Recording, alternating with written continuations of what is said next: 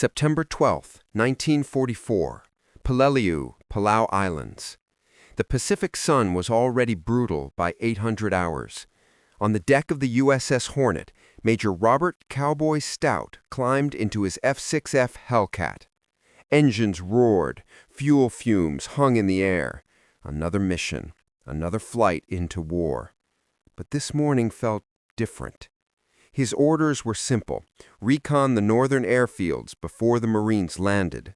Command said the fields were empty. They were wrong. As Stout approached from 8,000 feet, the camera behind his seat clicked steadily. Then he froze. Below him, life. Dozens of Japanese aircraft, Zeros, torpedo bombers, dive bombers, all fueled, armed, and ready to launch. 40 planes, one pilot.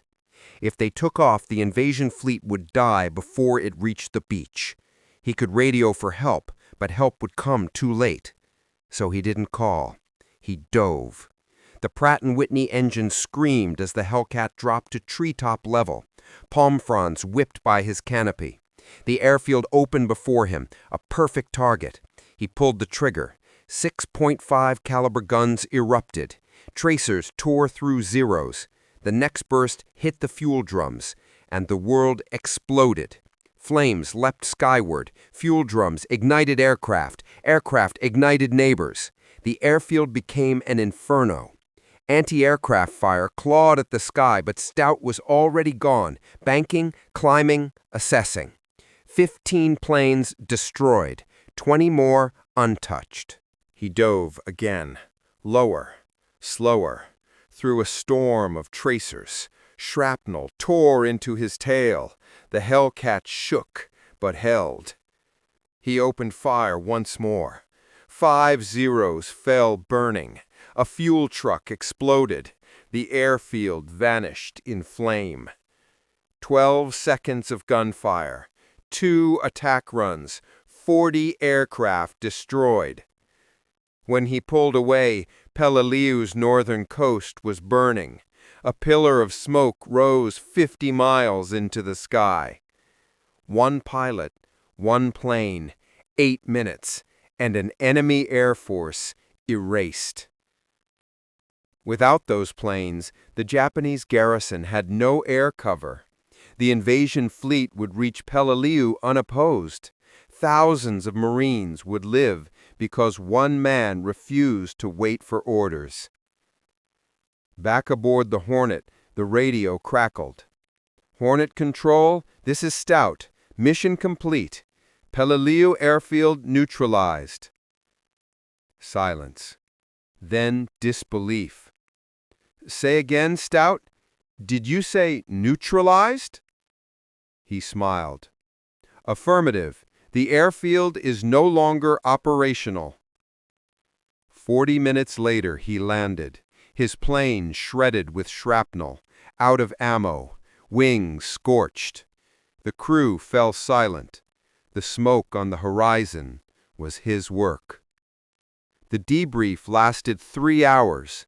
The same questions repeated again and again. How many passes? 2. How much ammo? All of it. Wingmen? None. 40 aircraft confirmed destroyed. The photos told the story. Blackened wreckage where once stood an air force. For his courage and decisive action, Major Robert Cowboy Stout received the Navy Cross. For extraordinary heroism. For saving lives before the battle even began. But he rarely spoke of that day. After the war, he returned home to California. He worked in aerospace.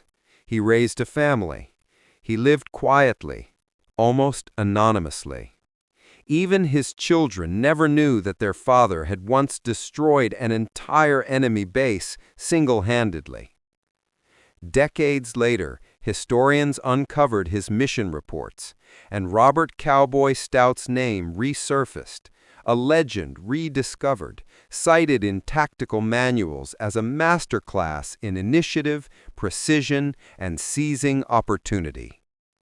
His solo strike became a case study in modern air warfare, proof that one pilot, acting boldly and with clarity, could alter the course of an entire campaign.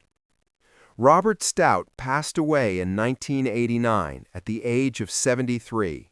His obituary mentioned his Navy service in just one paragraph, but history remembered him differently, because on that September morning, one man changed the Pacific War. He saw an opportunity, he took the risk, and he lit the fuse that saved thousands. No medals could define it. No report could capture it. It was courage, pure and instinctive. 12 seconds of fire, 2 dives, 40 planes, one pilot who refused to wait. That is Robert Cowboy Stout's legacy, not in ceremony or rank, but in lives saved by a single decision made in the sky above Peleliu.